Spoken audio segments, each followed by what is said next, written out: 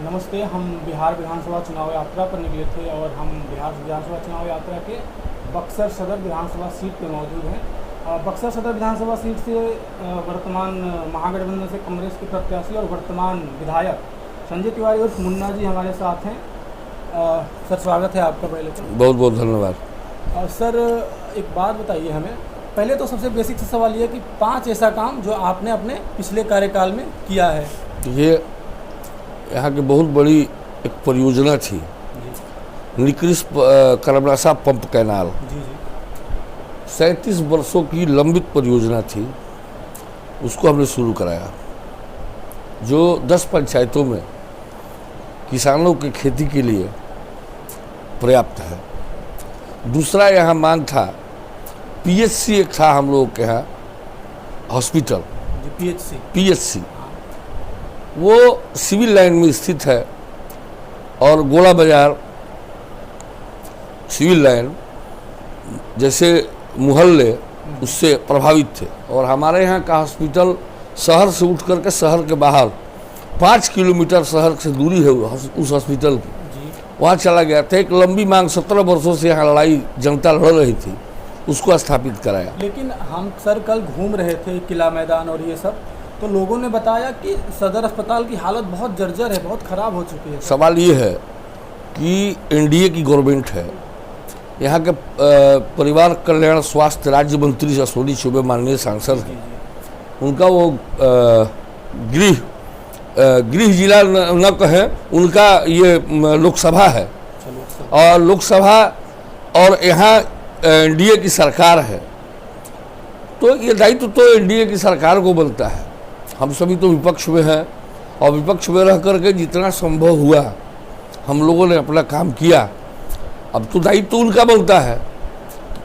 आपकी जैसे एक छवि काफ़ी लोकप्रिय रही और कहीं कहीं हमें एंटी इनकन्वेंसी भी दिखती है, तो आप अगले जब अगर आप माननीय विधायक बनते हैं तो हमें 5 काम बताइए जो आप अगले कार्यकाल में पूरा करेंगे। देखिए, पहला काम है कि जितने बेरोजगार हमारे बक्सर विधानसभा के हैं, जितने मीन्स आईटीआई किए हुए, पॉलिटेक्निक किए हुए, इंजीनियरिंग किए हुए जो बेरोजगार छात्र छात्राएं हैं, हमारे यहाँ एक विद्युत तापगृह खुल रहा है चौसा में। अच्छा। उन लोगों को नौकरी सुनिश्चित कराना मेरा एक दायित्व है। दूसरा, हम नहरों के टेल एंड में पढ़ते हैं, अंतिम छोर मेरा नहरों का है, नहरों का पक्कीकरण कराना। यहाँ हिंदुस्तान का तीसरा लाइट एंड साउंड खुला, हिंदुस्तान 89-90 में, 89-90 में वो लाइट एंड साउंड की स्थापना की गई, जिसमें चित्रण था रामायण से, प्रसंग रामायण का था। आज वो बंद है, विगत 30 वर्षों से बंद है। अगर हम देखें तो बक्सर को एक एज अ टूरिज्म प्लेस काफ़ी विकसित किया जा सकता था, लेकिन अभी उस हद तक वो विकसित नहीं है। हमने मांग किया है विधानसभा में, इस चीज़ को हमने उठाया है कि बक्सर को पर्यटन का दर्जा दीजिए। बक्सर को पर्यटन का दर्जा देने से यहाँ की बेरोजगारी भी दूर होगी और हमारा ये जो बक्सर है ऐतिहासिक है, धार्मिक है, पौराणिक है, माँ गंगा के तट पे बसा हुआ बक्सर हमारा विश्वामित्र की नगरी है।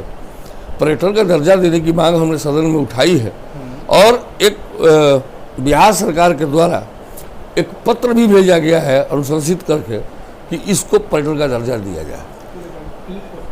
हाँ, एक नई नेता है पुष्पम प्रिया चौधरी, जो बिहार को बदल देने की बातें करते हैं, उनके बारे में क्या ख्याल है?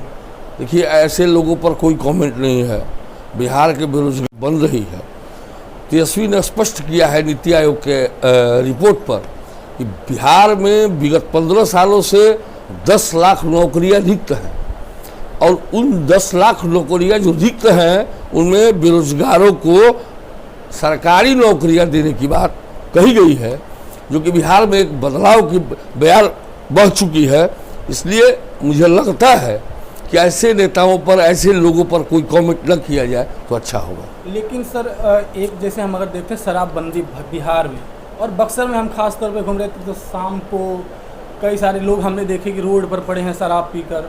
तो एक स्थानीय विधायक होने के नाते आपकी जिम्मेदारी तो बनती है। हमारी क्या जिम्मेदारी बनती है, सरकार की जिम्मेदारी है।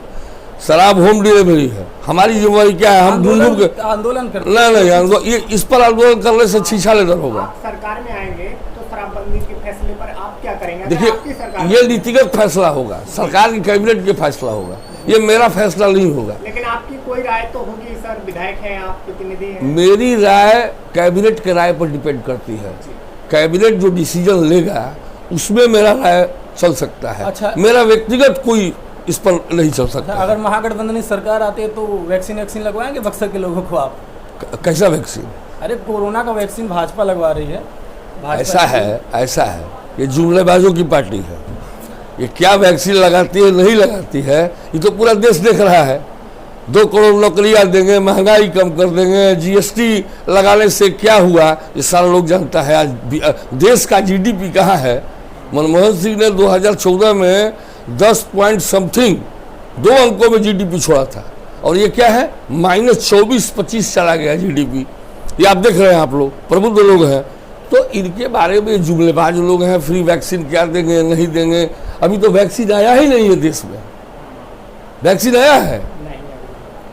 चलिए, हमें समय देने के लिए बहुत बहुत धन्यवाद। ये थे हमारे साथ कांग्रेस के वर्तमान विधायक और प्रवर्तमान प्रत्याशी मुन्ना जी, और इनका मुकाबला है बीजेपी के परशुराम चतुर्वेदी और आरएलएसपी का जो गठबंधन है उससे निर्मल सिंह कुशवाहा से।